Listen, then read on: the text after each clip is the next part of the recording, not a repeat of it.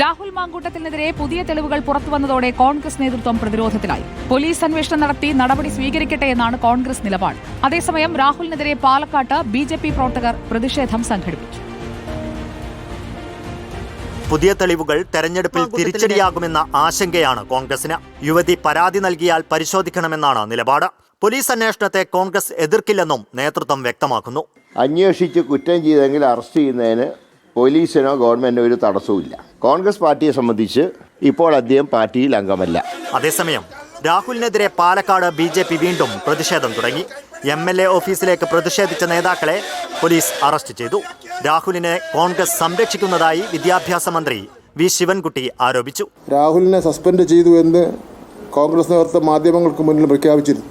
എന്നാൽ ഇത് ജനങ്ങളുടെ കണ്ണിൽ പൊടിയിടാനുള്ള വെറും നാടകം മാത്രമാണെന്ന് ഇപ്പോൾ തെളിഞ്ഞിരിക്കുകയാണ്.